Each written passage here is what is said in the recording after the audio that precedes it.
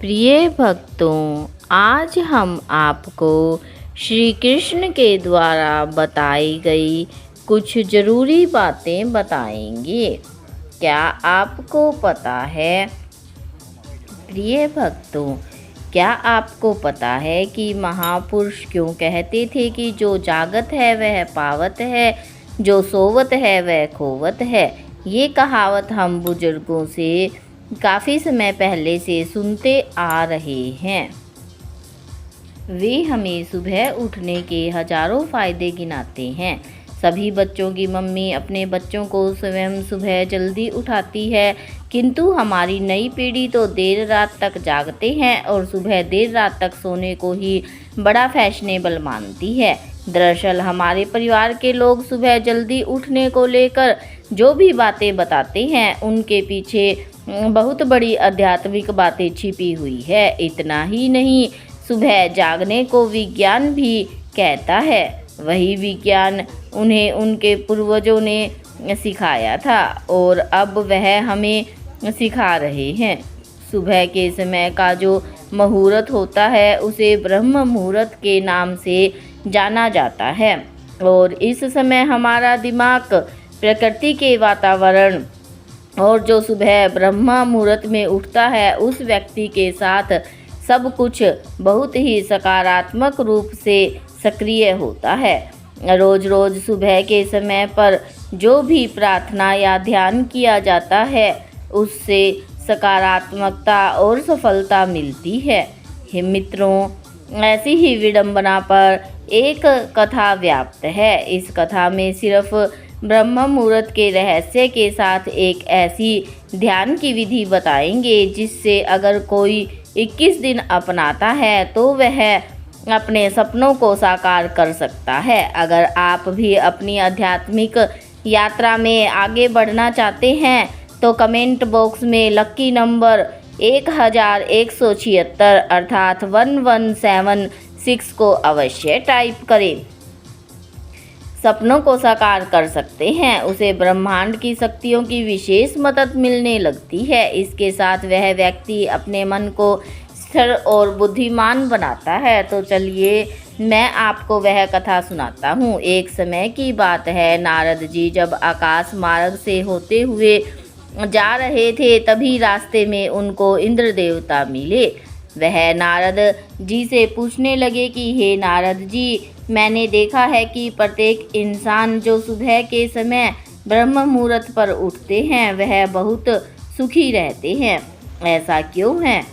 अब नारद जी को इस बात का ज्ञान नहीं था। उन्होंने कहा कि हे इंद्रदेव, मैं तुमको तुम्हारे प्रश्न का उत्तर कल दूंगा। और वहाँ से सीधा पहुँचे भगवान श्री कृष्ण की नगरी वृंदावन और वहाँ पहुंचकर उन्होंने देखा कि भगवान श्री कृष्ण एक पेड़ के पास खड़े होकर बांसुरी बजा रहे थे। जैसे ही नारद जी श्री कृष्ण के पास पहुँचे, श्री कृष्ण ने बांसुरी बजाना बंद कर दिया और नारद जी से बोले, नारद जी, आप बड़े चिंतित दिखाई पड़ रहे हैं, आपको किस बात की चिंता है? तब देव ऋषि नारद जी बोले, हे भगवान, आज मैं आकाश से होता हुआ बैकुंठ लोक की तरफ जा रहा था। तब रास्ते में मुझे देवराज इंद्र मिले। उन्होंने मुझसे पूछा कि हे नारद जी, लोग सुबह सुबह ब्रह्म मुहूर्त में उठते हैं, वह सभी इतने खुश क्यों रहते हैं? भगवान, मैं इसी प्रश्न का उत्तर आपके पास जानने के लिए आया हूँ। तब भगवान श्री कृष्ण कहते हैं, हे नारद जी, वाकई में इंद्रदेव ने आपसे यह प्रश्न पूछकर समस्त मानव जाति का कल्याण किया है। आज कलयुग के मानव के लिए यह प्रश्न इतना महत्वपूर्ण है जैसे उसके शरीर में बसी हुई उसकी जान है। देव ऋषि नारद जी, मैं आपको इस प्रश्न का उत्तर एक कथा के माध्यम से बताऊंगा। कृपा करके आप इस कथा को अंत तक जरूर सुनना और जो भी मनुष्य इस कथा को पूरा सुन लेगा वह कभी भी इस अवसर को अपने हाथ से जाने नहीं देगा। ब्रह्म मुहूर्त का रहस्य जानकर पूर्ण जीवन बदल जाएगा।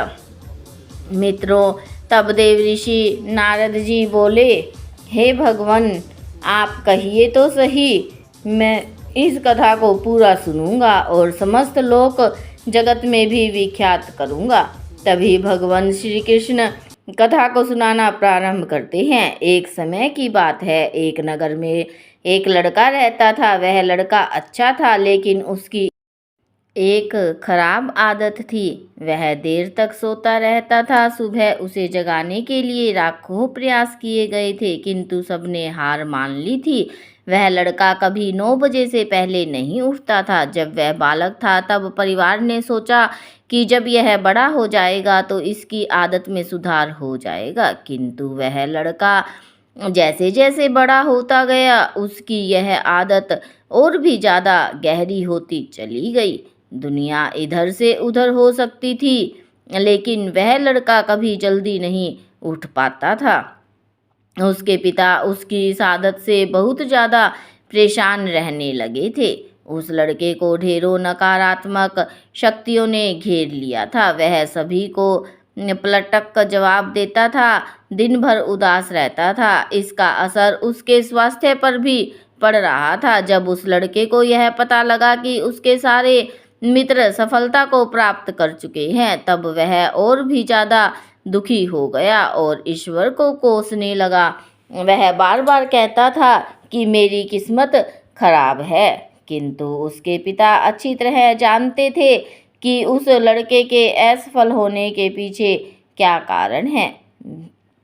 प्रिय भक्तों, भगवान श्री कृष्ण कहते हैं, हे नारद जी, एक दिन की बात है, उसके पिता को किसी सन्यासी के बारे में पता चला। तुरंत वह अपने बेटे की समस्या को लेकर वह तुरंत ही उस सन्यासी के पास जा पहुँचे।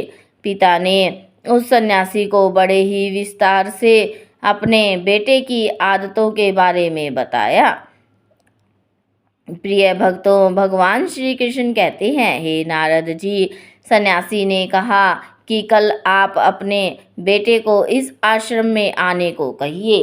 पिता घर की ओर चला गया और उन्हें पता था कि अगर वह सीधे तरीके से बेटे को सन्यासी को मिलने के लिए कहेंगे तो वह कभी तैयार नहीं होगा। उन्होंने बेटे को अपने पास बुलाया और कहा, तुम्हारे सारे मित्र जीवन में सफलता प्राप्त कर चुके हैं, क्या तुम सफल नहीं होना चाहते हो? लड़के ने उत्तर दिया कि जरूर पिताजी, किंतु जब भी मैं अपने मित्रों से उनकी सफलता का रहस्य पूछता हूँ तब वे मुझे कुछ नहीं बताते हैं। मित्रों, भगवान श्री कृष्ण कहते हैं, हे नारद जी, पिता ने कहा कि मुझे यह रहस्य पता चल गया है, वह सभी क्यों सफल होते जा रहे हैं। लड़के ने बड़ी उत्सुकता से पूछा, क्या पता चला है पिताजी? पिता, कृपा करके आप मुझे बताइए। पिताजी ने कहा, कल तुम्हें एक सन्यासी के आश्रम में जाकर उनसे मिलना है। यदि तुम वहाँ पर समय से पहुँच गए तो वह सन्यासी तुम्हें ऐसा मंत्र बताएंगे जिससे तुम सफल हो जाओगे, किंतु समस्या एक ही है। लड़के ने पूछा, क्या समस्या है पिताजी? पिताजी ने कहा कि जब तक तुम सोकर उठोगे तब तक वह सन्यासी से मिलने का समय समाप्त हो जाता है। प्रिय भक्तों, भगवान श्री कृष्ण कहते हैं, नारद जी, लड़के ने कहा कि पिताजी, मैं कल पूरी रात जागता रहूँगा और सुबह सन्यासी से मिलकर आऊँगा। पिता ने कहा कि ठीक है, सदैव उस सन्यासी की आज्ञा को मानना। पिता की बातें सुनकर वह लड़का बहुत अधिक उत्सुक हुआ। जीवन में पहली बार उसने रात्रि जागरण किया, किंतु थोड़े ही समय में उसे नींद आ गई और वह सो गया।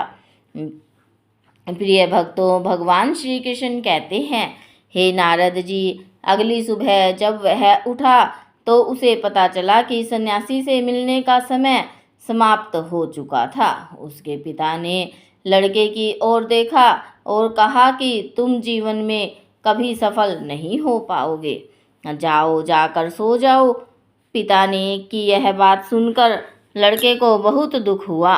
उसने मन ही मन स्वयं को चुनौती दी और कहा कि कल सुबह वह सन्यासी से मिलने अवश्य जाएगा। उसने अपने हाथ में एक छोटा सा घाव बना लिया। दर्द के कारण उस लड़के को रात भर नींद नहीं आई। मित्रों, भगवान श्री कृष्ण कहते हैं, हे नारद जी, यह ऐसा पहला अवसर था जब उसने अपने जीवन में पहली बार सूर्योदय देखा था। वह तुरंत ही तैयार होकर सन्यासी से मिलने के लिए चला गया। आज उसका अनुभव कुछ अलग ही था। वह बेहद शांत महसूस कर रहा था। चलते चलते वह लड़का जैसे ही सन्यासी के आश्रम में पहुंचा, वहां पर उसने देखा कि सन्यासी और उनके सभी शिष्य ध्यान लगाकर बैठे हुए हैं। प्रिय भक्तों, भगवान श्री कृष्ण कहते हैं, हे नारद जी, ध्यान का समय समाप्त हुआ। तब लड़का उस सन्यासी के पास पहुंचा और उन्हें प्रणाम करते हुए बोला कि आपके पास कोई ऐसा मंत्र है जिससे मैं सफल हो सकता हूँ? कृपया करके मुझे वह मंत्र बताइए। मैं भी अपने मित्रों के समान सफल होना चाहता हूँ और अच्छा जीवन जीना चाहता हूँ। मित्रों, भगवान श्री कृष्ण कहते हैं, हे नारद जी, सन्यासी मुस्कुराए और बोले, अच्छा, तो तुम भी वही बालक हो। तुम्हारे पिताजी मुझसे मिलने आए थे। उन्होंने मुझे सब कुछ बताया। मैं तुम्हें वह मंत्र अवश्य ही बता देता, किंतु अब लड़के ने जैसे ही किंतु शब्द सुना, लड़का घबरा गया। उसने पूछा, किंतु क्या गुरुदेव? प्रिय भक्तों, भगवान श्री कृष्ण कहते हैं, हे नारद जी, तब सन्यासी बोला, मैं तुम्हें वह मंत्र बताऊंगा, किंतु अगले 21 दिनों तक तुम्हें मेरी आज्ञा माननी होगी। मैं तुम्हें वह मंत्र 21 दिनों के बाद बताऊंगा। तब तक मैं तुमसे जो भी कार्य कहूँगा तुम्हें वह करना होगा। यदि तुम असफल हुए या कार्य के बीच से तुम्हारे संकल्प टूट गया, तब उस मंत्र का असर नहीं होगा। दृढ़ निश्चय के साथ उस लड़के ने कहा कि मुझे आपकी सारी आज्ञा स्वीकार है। अगले 21 दिनों के लिए मैं आपका दास हूँ। आप जो भी कहेंगे मैं वही करूँगा। मुझे केवल और केवल उस मंत्र के बारे में जानना है। प्रिय भक्तों, भगवान श्री कृष्ण कहते हैं कि हे नारद जी, सन्यासी ने कहा कि ठीक है, कल से तुम्हारा कार्य शुरू होगा। तुम इसी आश्रम में निवास करोगे। वह लड़का आश्रम में निवास करने के लिए तैयार हो गया। बौद्ध सन्यासी ने कहा कि यहाँ रहते हुए तुम्हें ब्रह्म मुहूर्त में उठना होगा और दूसरे शिष्यों की तरह ध्यान और तप करना होगा। साथ ही आश्रम के कार्यों में भी सहायता करनी होगी। ध्यान रहे, यह संकल्प टूटना नहीं चाहिए। प्रिय भक्तों, भगवान श्री कृष्ण कहते हैं, हे नारद जी, अब लड़का सन्यासी की बातों से सहमत हो गया। अगले दिन से उसके कार्य के दिन की शुरुआत थी। इस बार लड़का इतना दृढ़ निश्चय था, किंतु 1 सप्ताह बीतने के पश्चात ही उसका संकल्प टूट गया और वह 8वें दिन देर तक सोता रहा। जब वह जागा तो उसने कहा कि मुझसे कितनी बड़ी भूल हो गई है। वह रोते हुए सन्यासी के पास पहुंचा और कहा कि हे गुरुदेव, मेरा संकल्प टूट गया है। अब मैं जीवन में कभी सफल नहीं हो पाऊंगा। बौद्ध सन्यासी ने उसे समझाते हुए कहा कि एक बार फिर से शुरुआत करो, फिर से संकल्प करो। लड़के ने सन्यासी से प्रश्न किया कि सुबह उठना इतना आवश्यक क्यों होता है और यहाँ पर सभी लोग इतनी जल्दी क्यों उठ जाते हैं? प्रिय भक्तों, भगवान श्री कृष्ण कहते हैं, हे नारद जी, जब सन्यासी ने लड़के को समझाते हुए कहा कि सुबह यानी ब्रह्म मुहूर्त में उठने के पीछे बहुत बड़ा विज्ञान छिपा हुआ है, लड़के ने कहा कि कृपया करके मुझे वह विज्ञान बताने की कृपा करे। सन्यासी ने कहा कि रात्रि को 4 पहर में बांटा गया है। पहला रुद्रकाल, जिसका समय शाम 6 बजे से लेकर 9 बजे तक होता है। दूसरा राक्षस काल होता है, जिसका समय 9 बजे से लेकर 12 बजे तक होता है। तीसरा गंधर्व काल होता है, जिसका समय रात्रि 12 बजे से 3 बजे तक होता है। और सबसे अंत में जो पहर होता है उसे मनोहर काल कहते हैं। इस समय को ब्रह्म मुहूर्त या अमृत बेला के नाम से भी जाना जाता है। इसका समय 3 बजे से सुबह 6 बजे तक होता है। यह वह समय होता है जब पूरे संसार की नकारात्मक शक्तियाँ निष्क्रिय अवस्था में होती है और सकारात्मक शक्तियाँ सक्रिय होती है। ब्रह्मा अर्थात देव मुहूर्त अर्थात समय, ब्रह्म मुहूर्त का अर्थ देवों का समय होता है। प्रिय भक्तों, भगवान श्री कृष्ण कहते हैं कि हे नारद जी, वह सन्यासी आगे कहते हैं, इस समय देव धरती पर विचरण कर रहे होते हैं और जागृत मनुष्य पर उनका बड़ा ही सकारात्मक प्रभाव पड़ता है। ब्रह्म मुहूर्त ऐसा समय होता है जिसमें मनुष्य का मस्तिष्क बिल्कुल खाली होता है। इसमें किसी प्रकार के कोई विचार नहीं होते और जब इस समय व्यक्ति अपनी पुस्तक खोलकर पाठ का अध्ययन करते हैं तो उन्हें सब कुछ जल्दी जल्दी याद भी हो जाता है और यह लंबे समय तक याद रहता है। यह ऐसा समय है जिसमें हम ज्ञान को समझने का प्रयास करते हैं। इस कारण और आश्रम के सभी शिष्य और संसार में बहुत से ज्ञानी लोग ब्रह्म मुहूर्त में ही उठ जाते हैं। प्राचीन काल में रोशनी का कोई स्रोत न होने के कारण लोग अपने दिन का समापन सूर्यास्त के साथ और आरंभ सूर्योदय के साथ करते थे। यह एक तरीका है जिससे मानव जीवन प्रकृति के साथ तालमेल बनाकर चलता है। प्रिय भक्तों, भगवान श्री कृष्ण कहते हैं कि नारद जी, उस लड़के ने कहा कि ठीक है, मैं कल से अपना संकल्प फिर से शुरू करता हूँ, किंतु ब्रह्म मुहूर्त में उठकर मुझे क्या क्या करना चाहिए। तब उस सन्यासी ने कहा कि ठीक है, मैं तुम्हें बताता हूँ कि ब्रह्म मुहूर्त में क्या क्या और कैसे करना चाहिए। सबसे पहले उठकर धरती पर पांव रखने से पहले धरती माता को प्रणाम करना चाहिए। प्रिय भक्तों, भगवान श्री कृष्ण कहते हैं, हे नारद जी, वह सन्यासी आगे कहता है, अपनी हथेलियों की ओर देखो और ईश्वर को धन्यवाद दो कि उन्होंने तुम्हें आज का सूर्योदय देखने का अवसर दिया है। इसके बाद नित्य कर्म और स्नान करने से शरीर ही नहीं बल्कि मन भी शुद्धता भी बढ़ती है। स्नान करने के पश्चात ध्यान की प्रक्रिया होती है। ब्रह्म मुहूर्त की ध्यान प्रक्रिया की अवधि 21 दिन तक होती है। इस विधि का उपयोग तब किया जाता है जब आप अपनी कोई मनोकामना की पूर्ति चाहते हैं। यह ऐसा समय होता है जब व्यक्ति अपने आज्ञा चक्र को सक्रिय करने पर काम करते हैं। प्रिय भक्तों, भगवान श्री कृष्ण कहते हैं कि हे नारद जी, वह सन्यासी आगे कहता है, आज्ञा चक्र दोनों भवों के बीच में होता है। संकल्प का स्थान भी कहा जाता है। अगर इस चक्र पर केंद्रित किया जाए और अपनी मनोकामना को बार बार दोहराया जाए तो मात्र 21 दिनों के भीतर वह पूर्ण हो जाती है। अगर आपके मन में कोई अधूरी मनोकामना है और आप उसे पूरी करना चाहते हैं, तब सबसे पहले उस मनोकामना को स्पष्टीकरण कर लें। आपको क्या चाहिए यह निर्णय अवश्य कर लें। इसके बाद ध्यान की विधि को शुरू करें। ब्रह्म मुहूर्त में स्नान के बाद एक ऐसा स्थान चुनें जहाँ पर वायु का प्रवेश हो। ध्यान में शुद्ध प्राणवायु का होना आवश्यक होता है।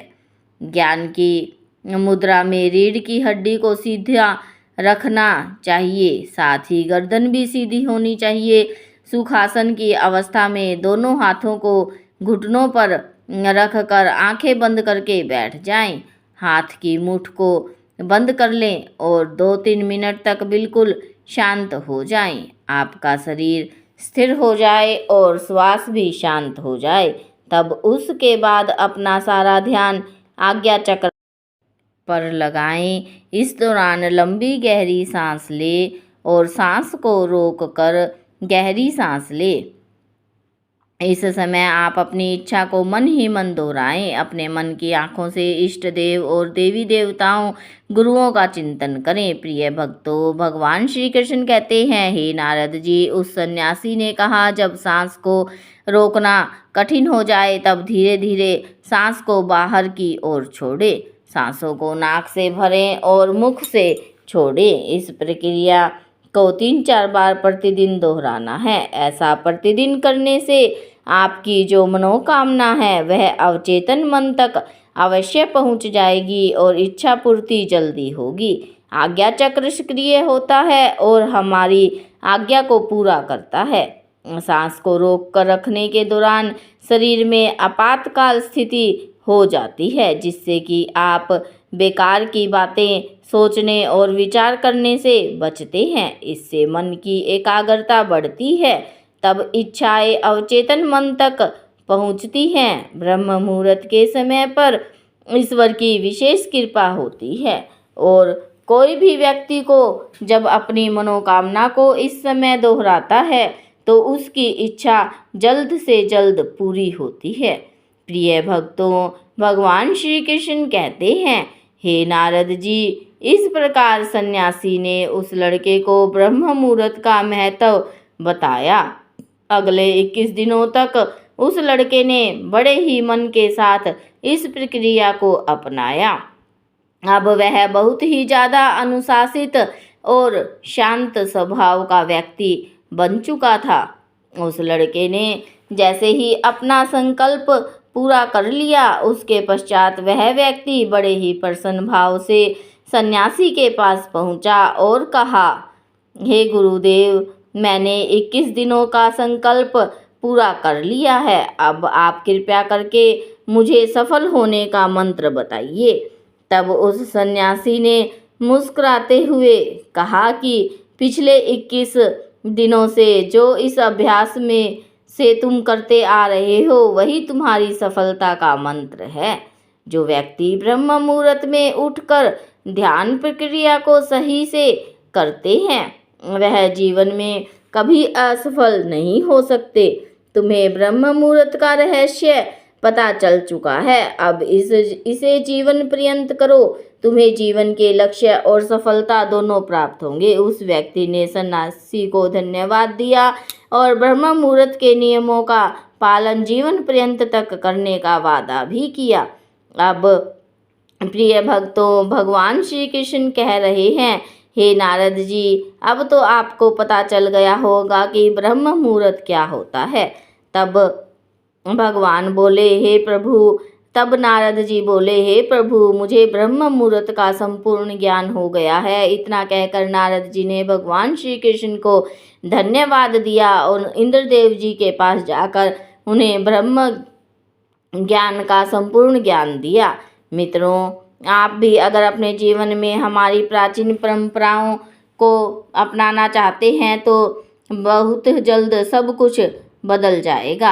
आशा करता हूँ आप वीडियो के कमेंट में जय श्री कृष्णा, जय श्री राधे राधे अवश्य लिखेंगे। और अगर आप चाहते हैं कि श्री कृष्ण आपको इसी तरह जीवन में मार्गदर्शन करें तो अपने नाम का पहला अक्षर कमेंट बॉक्स में अवश्य लिखें।